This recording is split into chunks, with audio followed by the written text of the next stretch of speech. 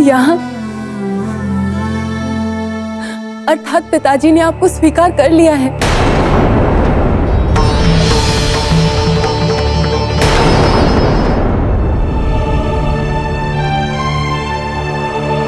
नहीं सती,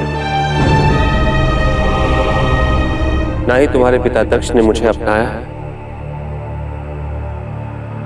और ना ही मैंने तुम्हारे प्रेम को।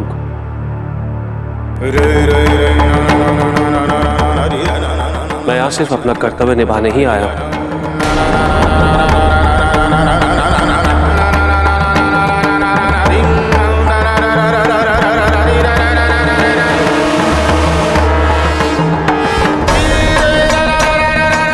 तुम वसंत उत्सव में नृत्य करते हुए योग निद्रा में चली गई थी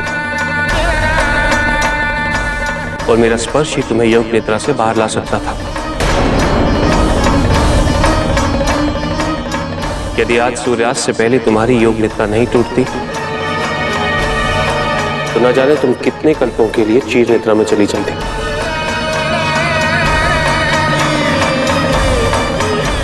मेरी इतनी चिंता, यदि मुझसे प्रेम ही नहीं तो बार बार मेरी चिंता आपको मेरे पास क्यों ले आती है?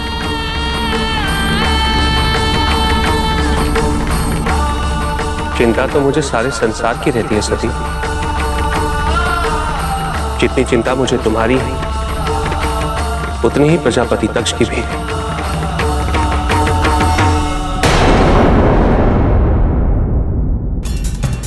वो तुम्हें योग निद्रा से जगाने के लिए अपने प्रजापति के पद का त्याग करने वाले थे।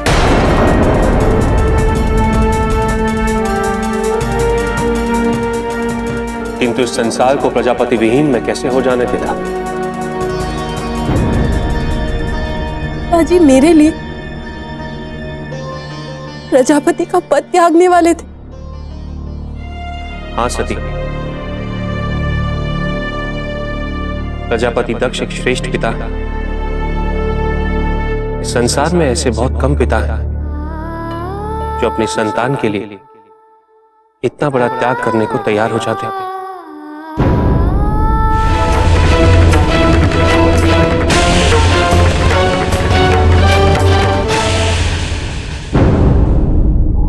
ऐसे पिता का विरोध क्यों?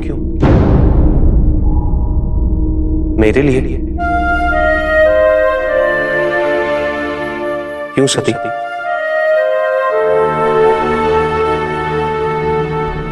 भूल जाओ मुझे।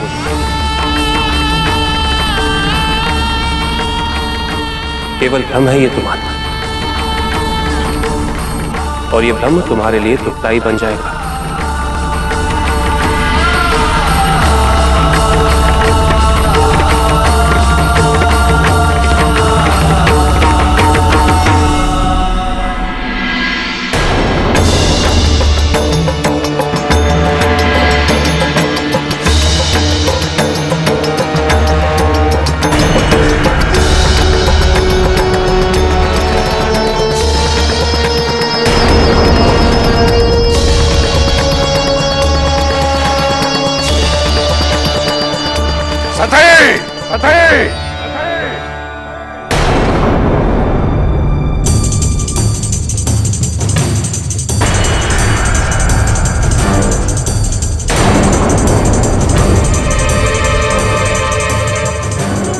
पिताजी, वो केवल आपके पद की रक्षा करने के लिए आए थे। पिताजी,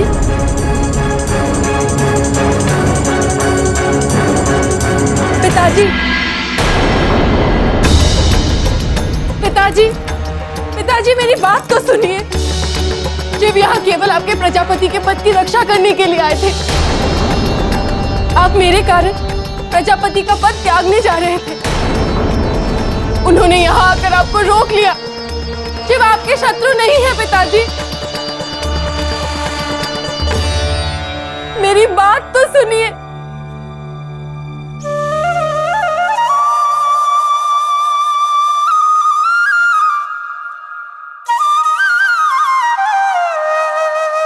माँ,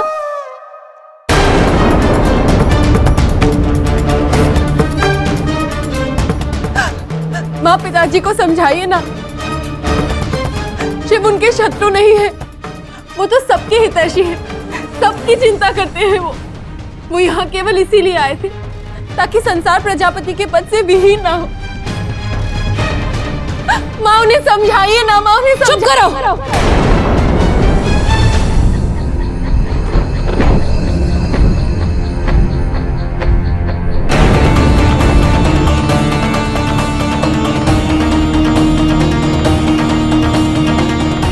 प्रजापति का पद किसी शिव पर आश्रित नहीं है सती।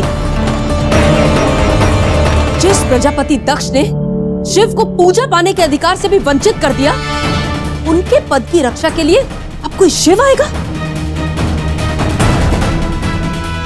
स्वयं पर नियंत्रण रखो सती। तुम ये कैसे भूल गई? इस भवन में शिव का नाम लेना भी वर्जित है।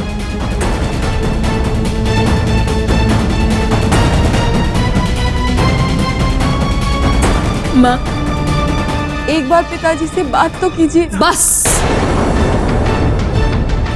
बहुत दुख दे चुकी हो उन्हें तुम, अब और नहीं। पहले अपने अंदर से शिव की मैल को बाहर निकालो, फिर बात करना अपने पिताश्री से। जाओ अपने कक्ष में, मैंने कहा जाओ।